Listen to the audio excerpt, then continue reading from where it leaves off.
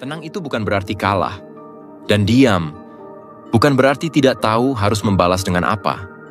Kadang, orang yang paling diam justru yang paling tidak bisa kau hancurkan. Karena dia tidak sedang membela harga dirinya di hadapanmu, dia sedang membela ketenangannya dari dalam dirinya sendiri. Dan disitulah banyak orang salah paham. Mereka pikir kita lemah, padahal kita hanya memilih tidak bermain di medan yang mereka kuasai. Orang kasar biasanya tidak sedang berbicara denganmu. Mereka sedang berteriak pada diri mereka sendiri yang belum selesai mereka pahami. Dan bisa jadi, mereka bahkan tidak sadar bahwa cara mereka memperlakukanmu adalah bentuk dari luka yang belum pernah mereka sembuhkan. Tapi, pertanyaannya sekarang bukan tentang mereka. Melainkan, apa yang akan kamu lakukan ketika harga dirimu dicoba ditarik turun ke dalam lumpur yang tidak pernah kamu injak? Apakah kamu akan membela harga dirimu di hadapan orang yang bahkan belum selesai memahami dirinya sendiri? Atau kamu akan menatap mereka sebentar, lalu diam? Karena bisa jadi, satu-satunya cara untuk membuat seseorang menyesal karena telah meremehkanmu adalah dengan tidak memberinya kesempatan untuk tahu bahwa kamu peduli. Dan itulah yang akan kita bahas hari ini. Kita akan bicarakan satu persatu kalimat-kalimat yang terdengar sederhana, tapi bisa membuat seseorang berpikir dua kali sebelum meremehkanmu lagi. Kalimat-kalimat yang lahir dari filosofi hidup orang-orang yang tidak lagi mencari pembenaran, melainkan ketenangan. Filsafat stoikisme dengan cara berpikir yang tak mengenal drama, menawarkan kekuatan bukan di tangan, tapi di pikiran. Dan mungkin, kalau kamu bisa menahan satu kata saja hari ini, itu lebih kuat daripada berdebat 1 jam tanpa makna.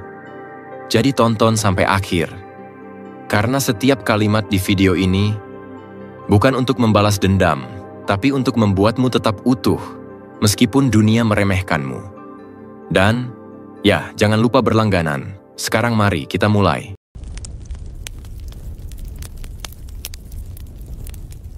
Poin pertama. Terima kasih telah menunjukkan siapa dirimu sebenarnya. Kadang, kita tak perlu menggali terlalu dalam untuk tahu siapa seseorang sebenarnya. Kita hanya perlu diam dan membiarkan mereka bicara. Orang yang kasar tidak sedang menguji kesabaranmu.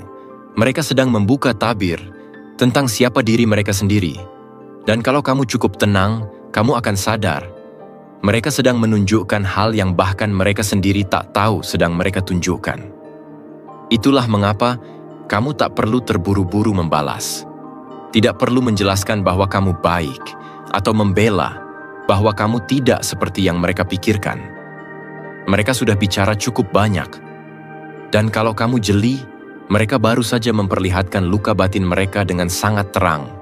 Rasa tidak aman, dendam yang belum selesai, dan kebiasaan membandingkan diri sendiri. Semuanya sering muncul dalam bentuk ucapan yang meremehkan. Dan mungkin saja, mereka memang tidak tahu bagaimana caranya merasa cukup tanpa menjatuhkan orang lain. Tapi, mengapa kita harus berterima kasih? Bukankah itu terdengar terlalu baik untuk orang yang tidak tahu sopan? Karena seperti yang kita bahas sebelumnya, kadang justru lewat cara mereka memperlakukanmu, kamu bisa menilai siapa yang memang layak kamu izinkan masuk lebih jauh ke hidupmu. Kamu jadi tahu siapa yang bisa menjaga perkataan dan siapa yang hanya tahu cara melukai tanpa sadar sedang mempermalukan dirinya sendiri. Dan yang lebih penting, kamu jadi tahu siapa dirimu di mata mereka. Itu informasi yang berharga, karena disitulah kamu bisa mulai menetapkan batas, tanpa harus benci, tanpa harus dendam, cukup paham. Banyak orang bilang, kalau kamu tidak membalas, nanti kamu diremehkan. Mungkin benar, tapi mari kita pikirkan lagi. Apa sebenarnya yang membuat seseorang pantas dianggap menang? Apakah balasan yang lebih keras, atau ketenangan yang tidak bisa mereka goyahkan? Dalam penelitian neuroscience yang kita singgung sebelumnya, orang yang mampu menahan respon spontan berarti otaknya bekerja lewat jalur yang lebih rasional. korteks prefrontal, bukan amigdala.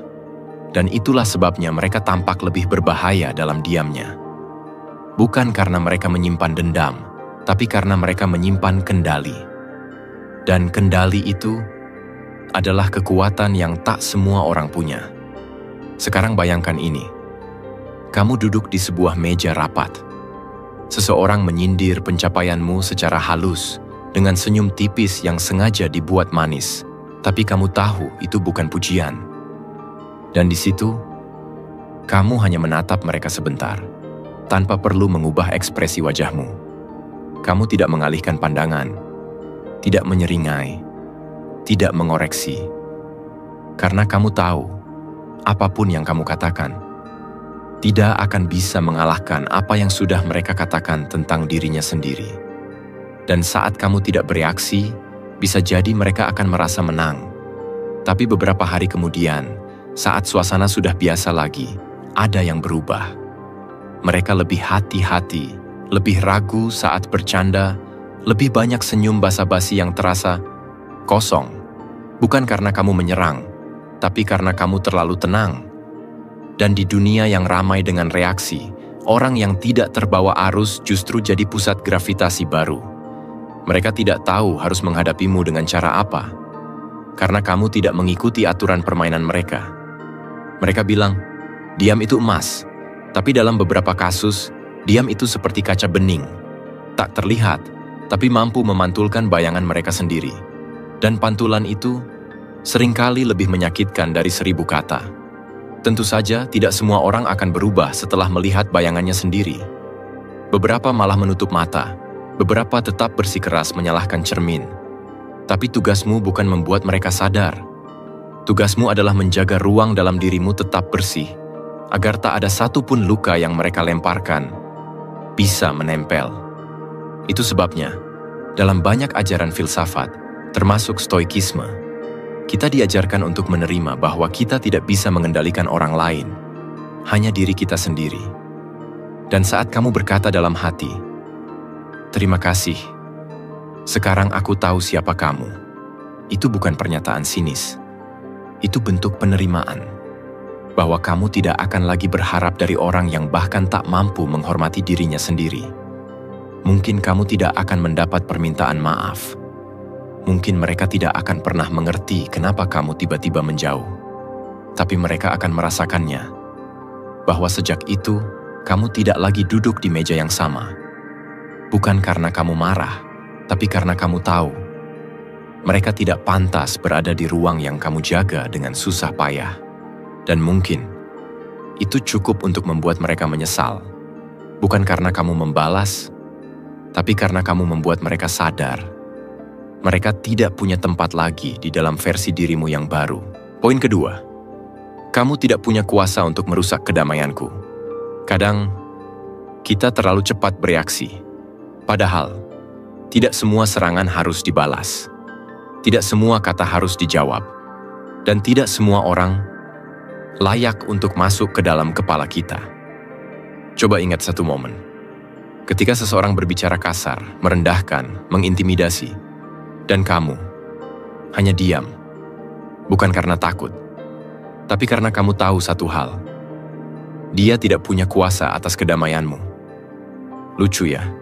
Betapa orang-orang begitu percaya diri bisa mengacaukan isi kepala kita hanya karena volume suara mereka lebih keras. Padahal, seperti yang dikatakan Epictetus, bukan peristiwa yang mengganggu manusia, tapi penilaian mereka terhadap peristiwa itu. Artinya kemarahan mereka hanya berfungsi kalau kamu mengizinkannya.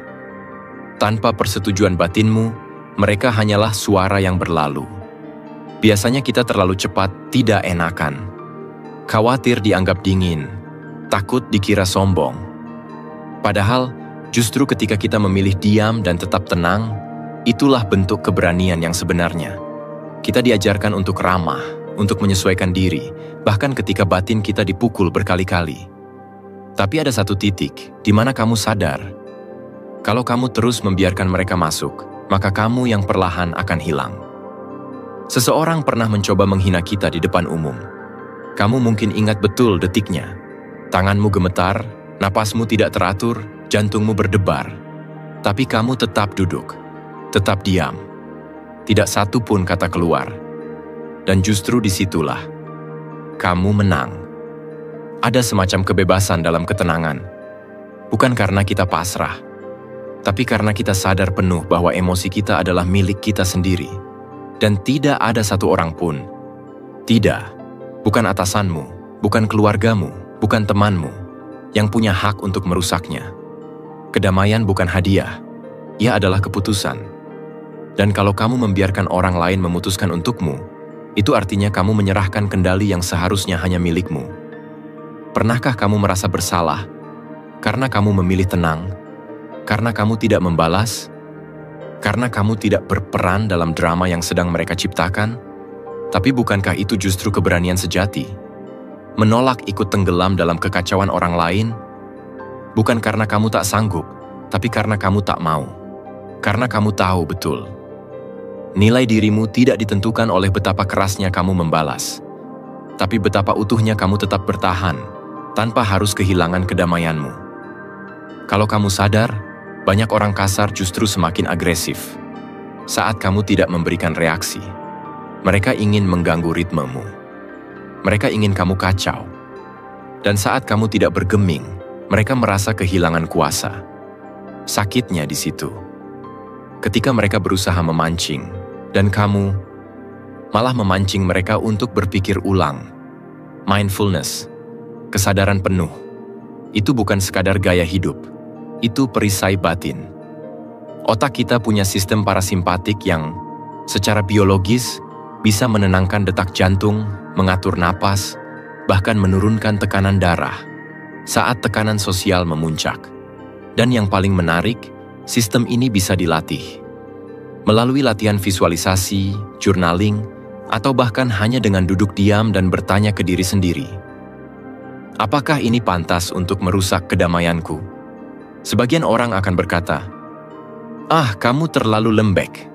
Tapi di balik kelembekan itu, mereka tak pernah tahu kamu sedang membangun benteng. Bukan untuk menjauh dari orang lain, tapi untuk menjaga dirimu sendiri tetap utuh.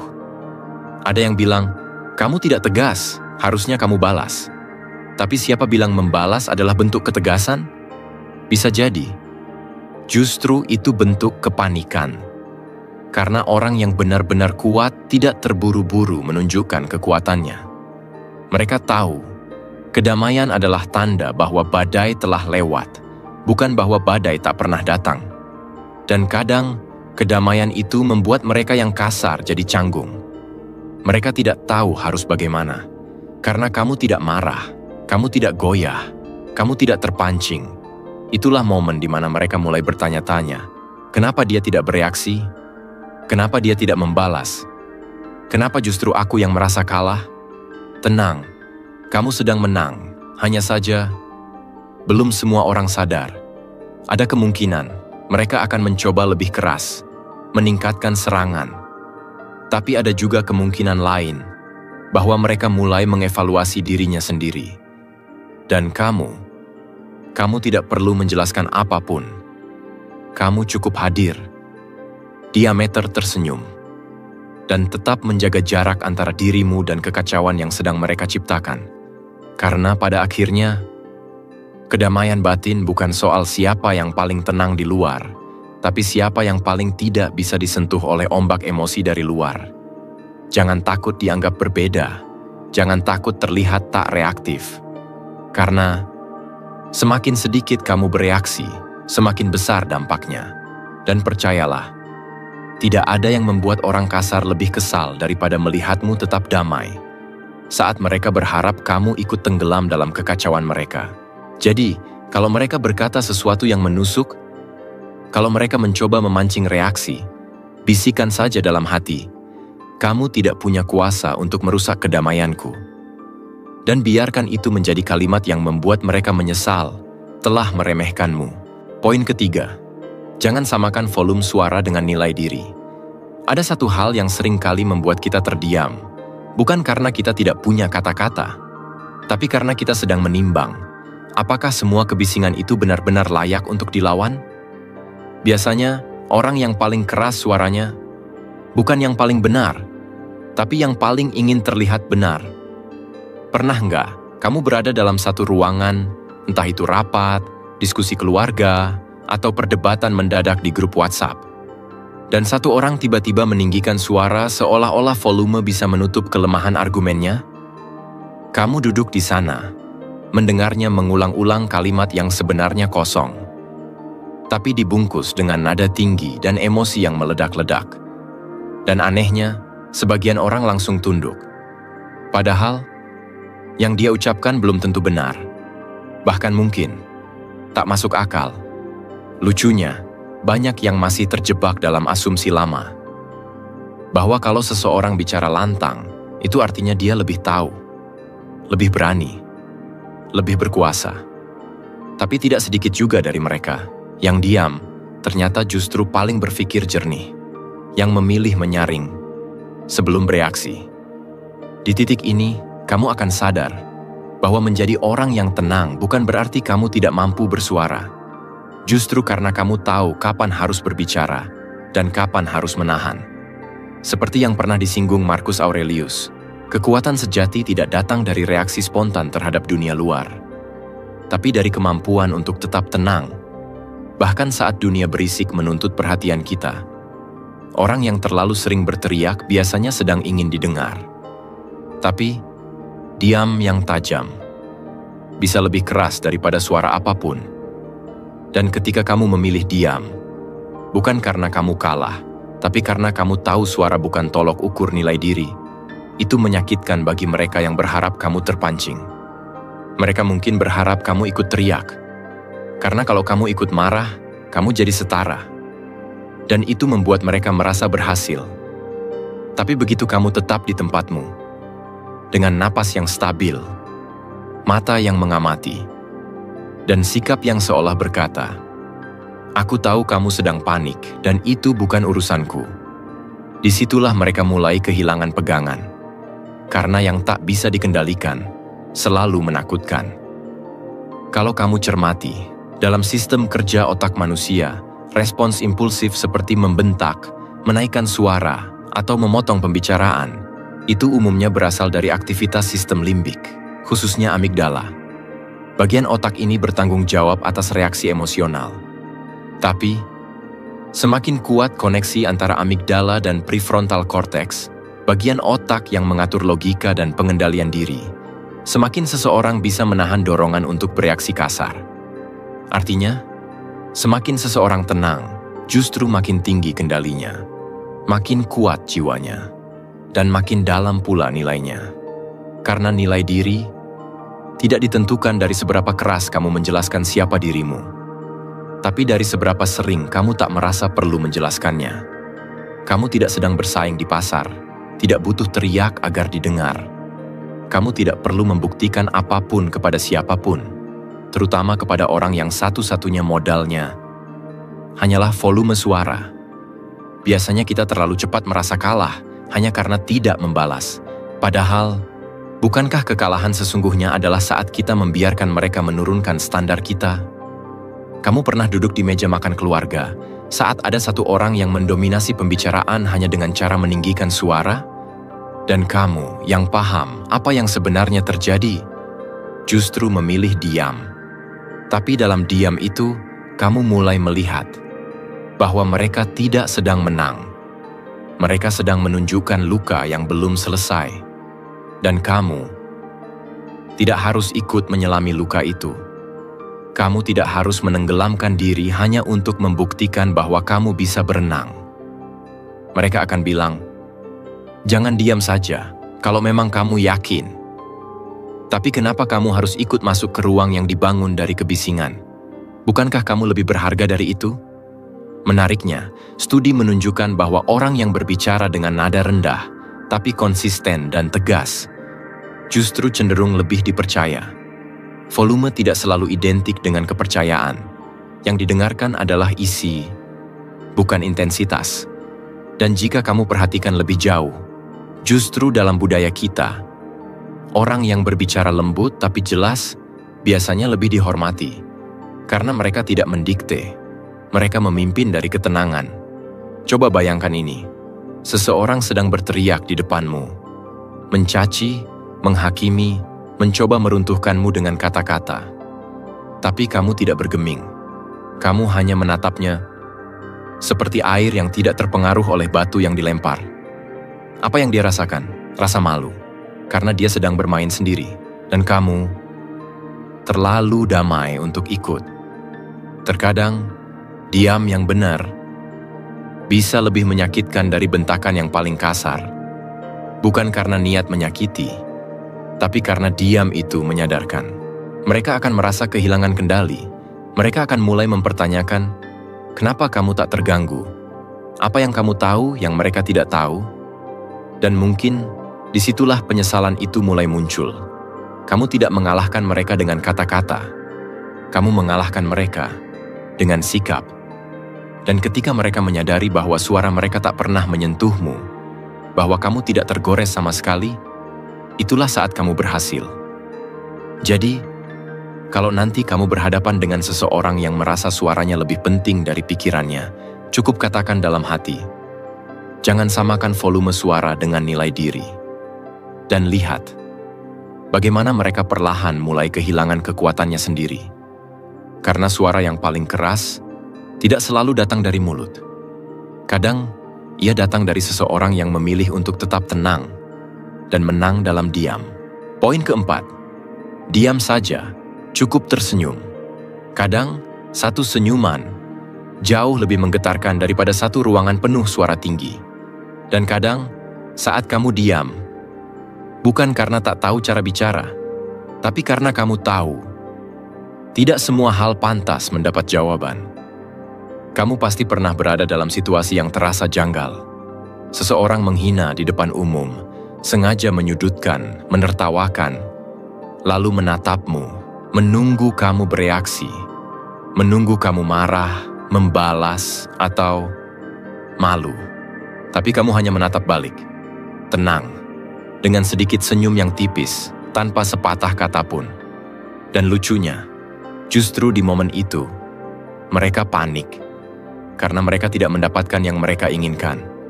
Karena kamu tidak masuk ke dalam permainan mereka.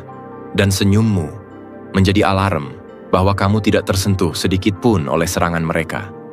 Dalam ajaran Stoik, kita tidak dituntut untuk menang atas orang lain, tapi untuk menang atas diri sendiri. Untuk tetap utuh meski digoyang, untuk tetap jernih meski dihina, dan untuk tetap tersenyum bahkan saat dunia menatap dengan wajah sinis.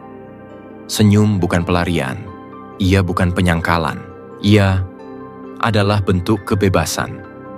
Tanda bahwa kamu tidak dikendalikan oleh amarah atau rasa ingin membalas. Kamu hadir, sepenuhnya sadar, dan memilih untuk tidak ikut hanyut. Biasanya, kalau kita tersinggung, kita langsung ingin menjawab, ingin memperbaiki harga diri yang terasa diganggu. Tapi kamu pernah bertanya ke dirimu sendiri, apakah harga dirimu benar-benar bisa dihancurkan hanya karena mulut orang lain? Bukankah lebih menyakitkan bagi mereka saat kamu tidak menggubris, saat kamu hanya diam dan tersenyum, seperti sedang melihat seekor anjing menggonggong? Dalam budaya kita, diam dan senyum sering dianggap sebagai jalan damai. Tapi jangan salah, itu bisa jadi senjata paling tajam. Karena kamu tidak hanya menghindari konflik, kamu sedang menyingkirkan dirimu dari arena pertarungan yang sebenarnya tak pantas kamu masuki. Coba bayangkan, kamu sedang duduk dalam satu ruangan. Seseorang bicara kasar, mengangkat suara, melempar tuduhan, semua mata melihat ke arahmu. Dan kamu tahu, kamu punya banyak hal untuk dikatakan. Kamu bisa membalas, kamu bisa mematahkan, tapi kamu memilih, tidak, kamu hanya menatap dan tersenyum. Dan dalam detik itu, suara mereka melemah. Kepercayaan diri mereka goyah. Karena kamu tidak bermain dalam level yang sama. Penelitian menunjukkan bahwa senyum, bahkan dalam tekanan, bisa memicu hormon seperti serotonin dan dopamin yang menjaga kestabilan emosi. Dan lebih dari itu, senyum punya kekuatan sosial. Ia membalikan situasi. Seseorang yang marah kalau dihadapkan dengan senyum tenang, akan terlihat lebih kasar, lebih irasional. Kamu tidak perlu berkata apapun. Mereka yang mempermalukan dirinya sendiri. Tapi jangan lupa, senyum yang kamu pilih harus datang dari ketenangan, bukan dari ego. Jangan senyum untuk mengejek. Senyumlah untuk membebaskan dirimu dari rasa ingin balas dendam. Ada garis tipis antara senyum bijak dan senyum angkuh. Dan hanya kamu yang bisa membedakan itu dalam dirimu sendiri. Pernahkah kamu merasa bahwa diam dan senyummu justru membuat suasana jadi lebih tenang? Bahwa kamu menjadi cermin yang membuat mereka melihat bayangan mereka sendiri? Dalam psikologi, respons tenang yang disertai dengan senyum seringkali memicu introspeksi. Karena tidak ada yang bisa diserang dari orang yang tidak menyerang balik. Dan di sanalah keheninganmu bicara. Tentu saja ada risikonya. Ada yang akan menyangka kamu lemah. Ada yang menafsirkan senyummu sebagai penghindaran. Tapi, apakah kamu hidup untuk menyesuaikan interpretasi semua orang? Atau untuk tetap menjaga ketenanganmu sendiri? Kadang, yang kamu perlukan bukan jawaban yang pintar, tapi gestur kecil yang cukup menenangkan diri sendiri dan menggugah orang lain. Diameter dan senyum, mereka akan bingung, mereka akan gelisah, dan kamu akan tetap tenang. Kalau mereka mengira kamu takut karena diam, biarkan saja. Kalau mereka berpikir senyummu artinya setuju, itu urusan mereka. Karena kamu tahu, yang kamu jaga bukan reputasi sesaat, tapi martabat jangka panjang. Jadi, kalau nanti ada yang mencoba memancingmu lagi, yang mengira emosimu mudah dikendalikan hanya lewat kata-kata murah, ingat ini, diam saja, cukup tersenyum. Biarkan mereka menebak-nebak isi kepalamu. Sementara kamu sudah menang dari dalam. Poin kelima, perkataanmu mencerminkan dirimu, bukan diriku. Ada satu momen aneh dalam hidup ketika seseorang berbicara buruk tentangmu dengan nada tinggi, kalimat tajam, dan kamu hanya diam. Lalu kamu bertanya pelan dalam hati, apakah ini benar-benar tentang aku atau justru tentang dia? Kita sering buru-buru menyerap kata-kata seperti spons, apalagi jika kata itu terdengar menyakitkan. Kita pikir itu cermin, padahal bisa jadi itu hanya bayangan kabur dari pikiran orang lain. Pernah nggak kamu dihina oleh seseorang yang bahkan tidak terlalu dekat, yang bahkan tidak tahu bagaimana kamu menjalani hari-hari, tapi suaranya terdengar yakin, seolah dia sudah memegang daftar panjang kelemahanmu, dan kamu tanpa sadar mulai mempertanyakan diri sendiri. Padahal kalau kita pikir baik-baik, bagaimana mungkin orang yang tak mengenalmu bisa mendeskripsikan siapa kamu sebenarnya? Seneca pernah bilang bahwa cara terbaik membalas hinaan adalah dengan tidak menganggapnya pantas untuk dibalas. Karena setiap hinaan pada dasarnya adalah pengakuan. Bukan tentang kamu, tapi tentang si penghina. Tentang kondisi batinnya, tentang persepsi kelirunya, tentang konflik internal yang belum selesai. Biasanya kalau kita sakit hati, itu karena kita percaya sepenuhnya pada kata-kata orang. Tapi apa jadinya kalau kita berhenti percaya? Kalau kita mulai melihat bahwa setiap kata negatif bisa jadi cuma pantulan dari luka orang itu sendiri? Psikologi menyebut ini proyeksi. Ketika seseorang merasa kecil, ia membuat orang lain terlihat lebih kecil, supaya dirinya tampak besar. Saat ia merasa kalah, ia akan menyerang, karena menyerang membuatnya merasa setidaknya ia masih punya kendali. Dan kamu tidak harus menjadi sasaran dari semua ketidakteraturan batin orang lain. Pernah ada yang bilang ke kamu tuh nggak becus, atau siapa sih kamu, sok banget? Lalu kamu refleks berpikir, jangan-jangan memang aku tidak layak. Tapi coba perlambat sedikit. Lihat siapa yang bicara, lihat kondisinya. Apa yang membuat dia merasa perlu menjatuhkan orang lain untuk merasa sedikit lebih kuat? Serangan verbal, menurut penelitian di jurnal Neuroimage, bekerja hampir seperti rasa sakit fisik. Otak tidak terlalu membedakan antara luka yang ditimbulkan tangan dan luka yang ditimbulkan kata-kata. Tapi kabar baiknya, kamu bisa melatih respons otakmu. Saat kamu mulai belajar melihat bahwa kata-kata orang adalah milik mereka, bukan milikmu, kamu mulai memiliki kendali. Mereka bisa berkata apa saja, tapi kamu bisa memilih mana yang layak masuk ke dalam ruang hatimu dan mana yang cukup kamu lihat, lalu kamu tinggalkan di depan pintu. Dan yang menarik, dalam banyak budaya, komentar sinis sering disamarkan sebagai kejujuran. Padahal, jujur itu tidak harus kejam. Kadang itu hanya emosi yang dibungkus argumen. Kalimat seperti, "Aku cuma ngomong apa adanya," atau "Jangan baper, ini cuma candaan," adalah bentuk penghindaran tanggung jawab terhadap dampak dari ucapan mereka. Tapi kamu tidak harus ikut masuk ke permainan itu.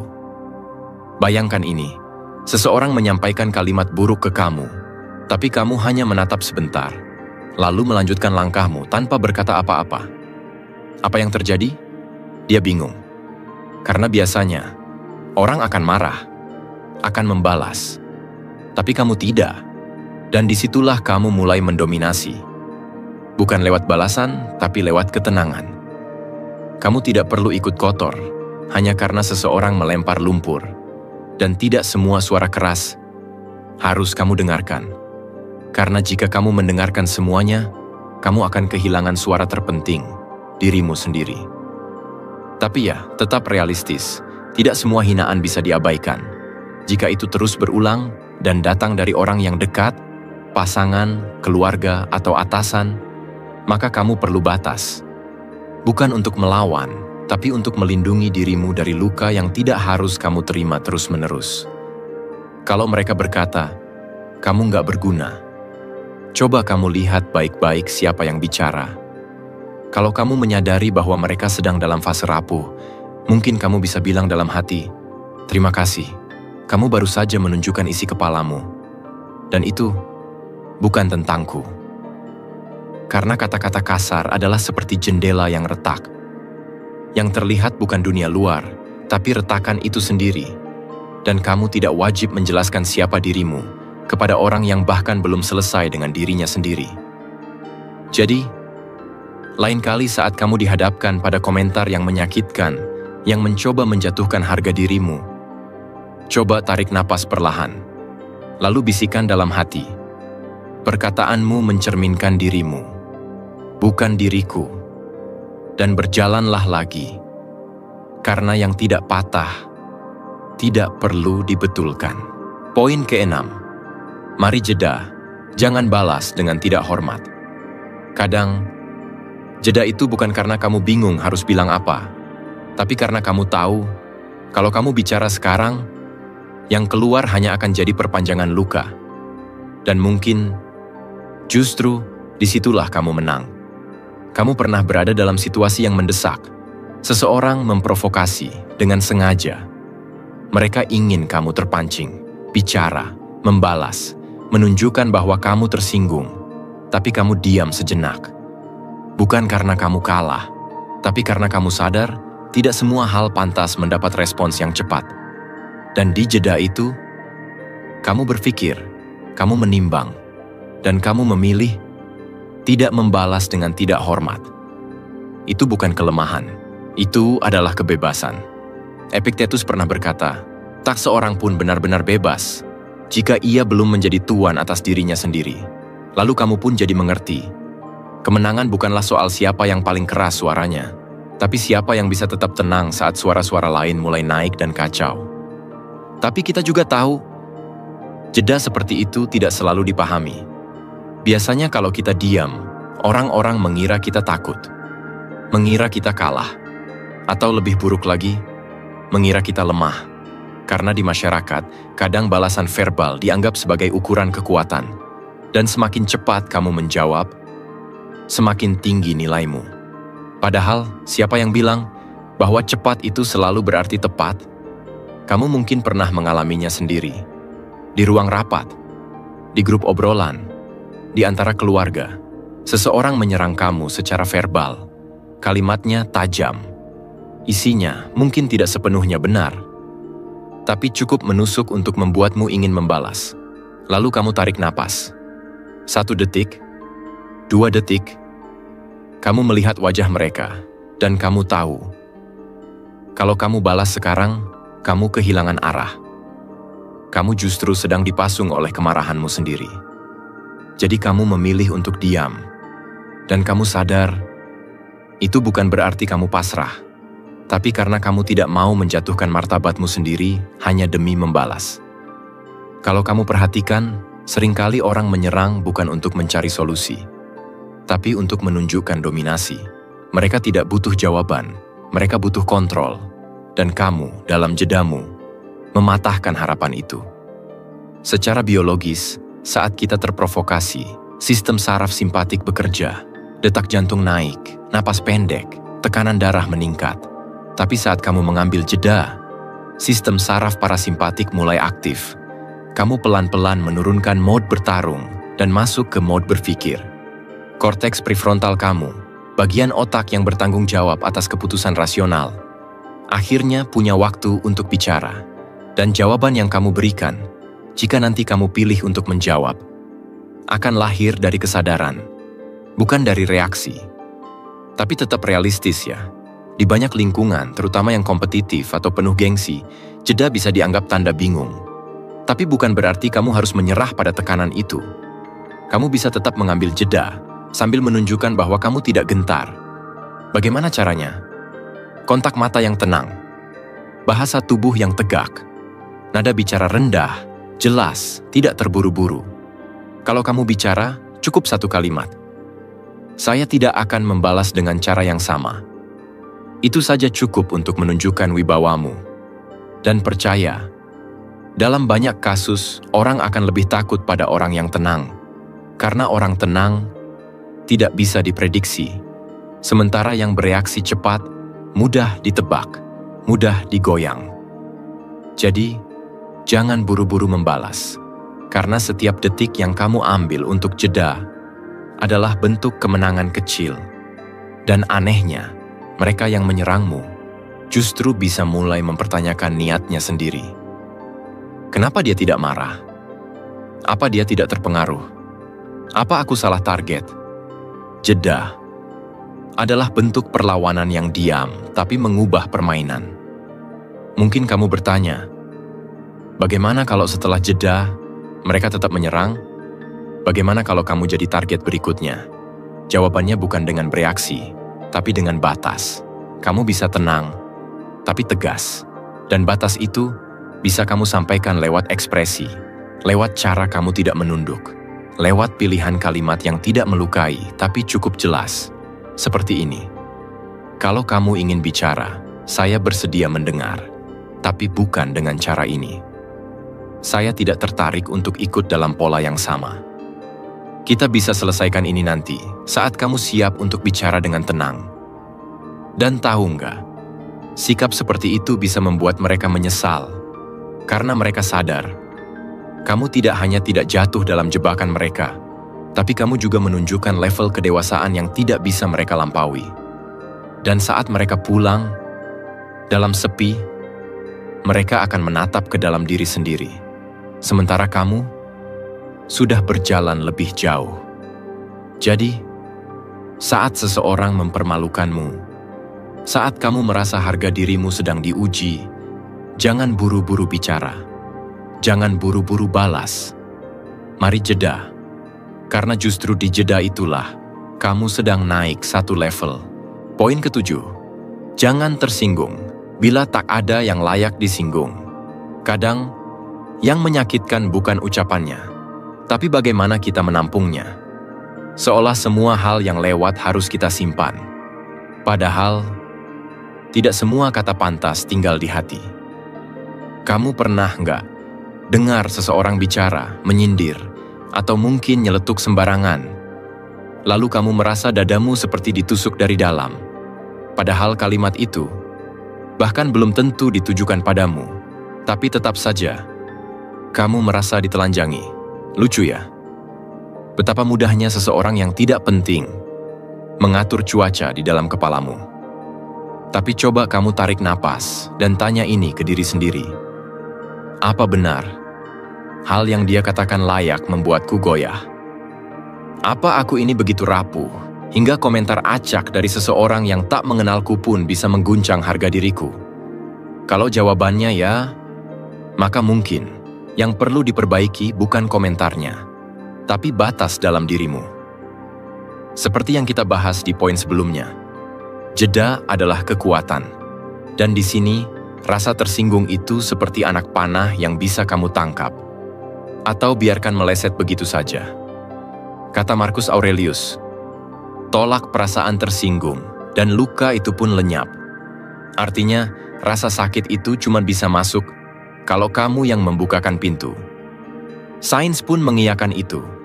Ketika kamu merasa tersinggung, otak kamu tidak tahu perbedaan antara ancaman sosial dan fisik. Amigdala aktif. Hormon stres dilepaskan. Tubuh kamu bersiaga, seolah-olah kamu sedang dikejar harimau, padahal yang datang cuman satu kalimat random dari orang yang sedang lapar atau lagi kesal di jalan. Tapi otak kita bereaksi, karena komentar itu menyentuh sesuatu yang belum selesai di dalam. Entah luka lama, entah ketidakpastian tentang siapa kita. Jadi, rasa tersinggung itu seringkali bukan karena isi komentarnya, tapi karena kita sendiri belum yakin siapa aku sebenarnya. Dan ketika kita belum punya kejelasan itu, apapun yang terdengar negatif akan terasa seperti tudingan. Coba bayangkan adegan ini. Kamu sedang duduk santai, lalu temanmu nyeletuk, kayak kamu nggak punya tujuan hidup aja. Dan kamu langsung diem, kepalamu panas. Padahal, kalau kamu tahu apa yang kamu perjuangkan, kalau kamu tahu arah langkahmu, komentar itu cuma jadi suara angin. Mengganggu sebentar, lalu hilang. Tapi karena kamu sendiri masih gamang, kata itu menempel seperti kutukan. Dan kamu pun mulai ragu pada langkahmu sendiri, bukan karena kamu salah, tapi karena kamu terlalu cepat mengadopsi keraguan orang lain. Kamu tidak perlu marah, kamu tidak harus membalas, tapi kamu juga tidak wajib menyimpan kata-kata mereka dalam hatimu. Tidak semua komentar pantas didengar, tidak semua sindiran layak diproses, dan tidak semua kalimat harus kamu tanggapi. Kadang, hal terbaik yang bisa kamu lakukan adalah berkata dalam hati, aku paham kamu sedang kesal, tapi itu bukan urusanku. Biasanya, kalau kita sedang stabil, komentar negatif hanya terdengar seperti debu. Tapi kalau kita sedang kosong, mereka bisa terasa seperti palu. Makanya, mengisi diri itu penting. Bukan agar kita kebal dari komentar, tapi agar kita tahu mana yang layak masuk, mana yang pantas ditolak. Dan kalau kamu merasa ini sulit, ingat, kamu bukan sendiri. Kebanyakan dari kita dibesarkan dalam budaya yang sangat peduli pada apa kata orang, yang suka menyamar sebagai kritik, padahal isinya hanya cerminan dari luka mereka sendiri. Ada satu hal menarik dari dunia psikologi. Rollo May menyebut bahwa banyak orang yang mudah tersinggung bukan karena mereka lemah, tapi karena mereka belum punya pondasi diri yang kuat. Jadi ketika orang lain bicara, mereka mencoba mencari bayangan dirinya lewat opini orang lain. Dan kalau opini itu negatif, mereka ikut tenggelam. Padahal, orang yang berbicara itu bisa jadi sedang kosong juga, sedang marah pada hidupnya, atau hanya butuh merasa lebih baik dengan merendahkan orang lain. Dan kamu, kalau kamu percaya siapa dirimu, kamu tidak perlu ikut turun ke sana. Jadi, lain kali ada yang menyindir, cobalah duduk sebentar, tarik napas, dan tanya ke dalam dirimu, apa kata ini layak membuatku berubah pikiran tentang siapa aku? Apa aku perlu menjelaskan diriku hanya karena seseorang tidak memahami aku? Kalau tidak, maka diamlah. Dan jangan tersinggung. Kalau kamu bisa melampaui perasaan itu artinya kamu sedang naik level. Dan mereka, biar mereka terus berputar dalam drama mereka sendiri. Kamu tidak hidup untuk menyesuaikan mood mereka. Kamu hidup untuk jadi utuh, untuk jadi tenang. Dan kalau kamu bisa menjaga itu, mereka akan heran. Karena kamu tidak mudah goyah, tidak mudah tersinggung, dan disitulah mereka mulai bertanya-tanya, kenapa dia tidak marah? Kenapa dia malah tersenyum? Kenapa dia tetap tenang? Dan saat itu, tanpa kamu sadari, mereka mulai menyesal. Karena ternyata, kata-kata mereka tak cukup tajam untuk menyentuh orang sekuat kamu. Poin kesimpulan, cukup sampai sini, tapi tidak berhenti di sini. Karena sekarang kamu tahu, cara paling menyakitkan untuk membalas orang yang kasar, bukan dengan kata-kata, bukan dengan membentak balik, tapi dengan tidak berubah menjadi seperti mereka. Dari awal kita bicara, bukan tentang bagaimana membuat mereka kalah, tapi bagaimana kamu tetap utuh saat dunia mencoba meretakkanmu dari segala arah. Dan lucunya, semakin kamu tenang, semakin mereka gelisah. Ingat kalimat ini baik-baik. Kamu tidak perlu membalas untuk menang. Kadang cukup tetap diam, dan biarkan waktu mengungkap siapa yang sebenarnya kalah. Kamu pernah enggak berada dalam ruangan yang riuh, penuh sindiran, lalu kamu hanya duduk, tersenyum, dan tidak membalas sepatah kata pun. Lalu satu persatu mereka diam sendiri. Entah karena bingung, entah karena merasa malu. Dan disitulah kamu menang. Bukan karena suaramu keras, tapi karena hatimu tetap dingin. Seperti yang dikatakan Marcus Aurelius, jika kamu tidak merasa disakiti, maka kamu tidak disakiti. Kalimat itu terdengar sederhana, tapi di dalamnya ada kuasa besar yang tidak semua orang sanggup menggunakannya. Karena untuk tidak merasa disakiti, kamu harus benar-benar mengenal siapa dirimu. Dan sekarang pertanyaannya bukan lagi, bagaimana cara membalas mereka? Tapi, apa kamu sudah cukup kuat untuk tidak terlibat dalam permainan mereka? Orang kasar, orang yang suka merendahkan, biasanya tidak sedang menyerangmu. Mereka hanya sedang menunjukkan luka mereka yang tidak sembuh, dan mereka tidak tahu cara minta tolong. Jadi yang mereka lakukan, membuat orang lain merasa sekecil mereka. Dan kamu tidak wajib ikut turun ke lumpur. Kalau kamu merasa makin sering tenang, makin sedikit menjelaskan, makin tidak tertarik menjawab serangan yang tidak penting, itu tandanya kamu sedang naik level. Tanpa sorak-sorai, tanpa tepuk tangan, tapi kamu akan tahu.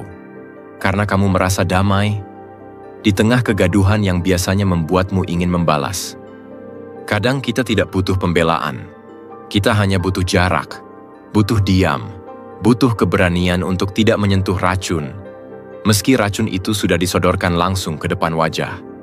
Dan ketika kamu berhasil menolaknya, kamu akan sadar, kamu tidak hanya sedang membalas dengan cara yang lebih tinggi, tapi juga sedang menyelamatkan dirimu sendiri. Mungkin akan ada yang berkata kamu pengecut, ada yang bilang kamu terlalu diam, terlalu sabar, terlalu lembut. Biarkan saja. Orang yang belum selesai dengan dirinya sendiri akan selalu bingung pada orang yang sudah selesai dengan emosinya. Dan mungkin itu yang paling membuat mereka menyesal, karena ternyata mereka tidak bisa lagi menyentuhmu dengan cara yang dulu selalu berhasil. Jadi sekarang kamu tahu, ketika orang kasar tidak menghormatimu, kamu tidak harus berubah menjadi keras untuk dianggap kuat. Karena kekuatan itu tidak selalu teriak. Kadang dia hanya duduk diam dengan tatapan tenang dan kepercayaan diri yang tidak bisa dibeli dengan validasi apapun. Terima kasih sudah menyimak sampai akhir. Jangan lupa berlangganan. Sampai jumpa di ruang sunyi yang lain, yang tetap tenang meskipun dunia sedang gaduh.